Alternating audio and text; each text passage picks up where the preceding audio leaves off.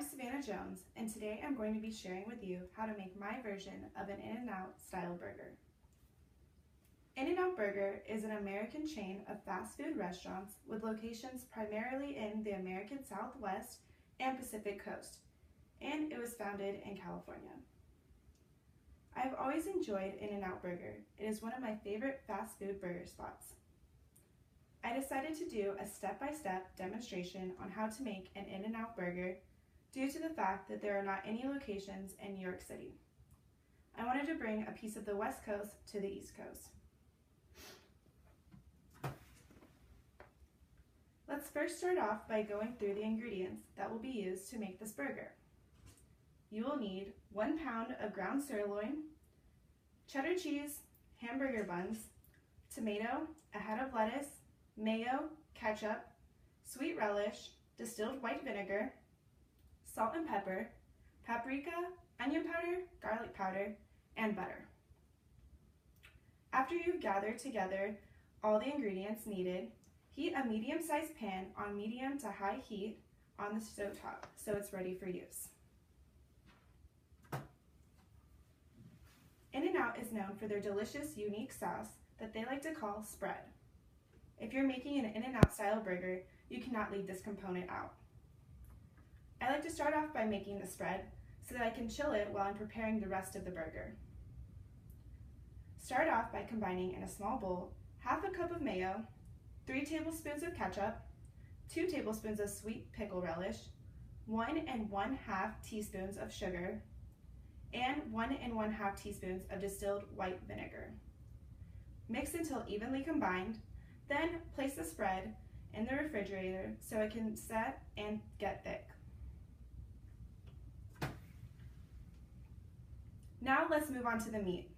This is where I put my own twist on the burger. I like to spice it up a bit by adding a perfect blend of seasonings that I have perfected.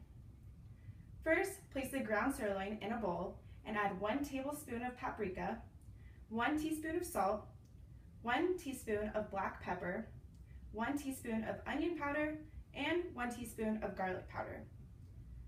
Mix the spices into the meat using your hands. I find this is the best way to get everything evenly combined.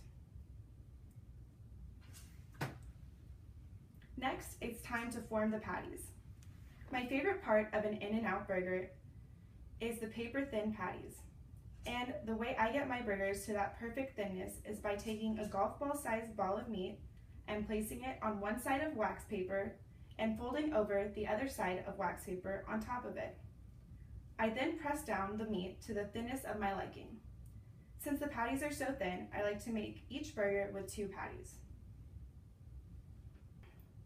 Set aside your patties and grab the burger buns and butter both the pan and the buns so that they get nice and toasted. After buttering the buns, place them on the heated pan and toast them until they are golden. I like to toast the buns before cooking the patties because if you toasted them after cooking the patties, the burger would get cold as you're toasting the bread. Now it's time to grill the patties. Place 1 to 2 patties on the heated pan, depending on how large your pan is, and cook on each side for 1 minute. Since the patties are so thin, they cook up very quickly. When you flip the patties, place a piece of cheddar cheese on top of each. While the burgers are cooking, you can start to assemble your burger ingredients. Place a generous amount of spread on both pieces of bread, then place the lettuce and tomato. Of course, this is optional. Then grab your 2 patties and stack them on top of the bread.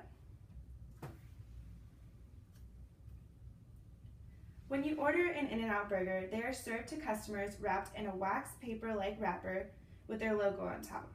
To recreate this, I like to wrap up each burger in wax paper. This also makes it really easy for guests to eat the burger mess-free.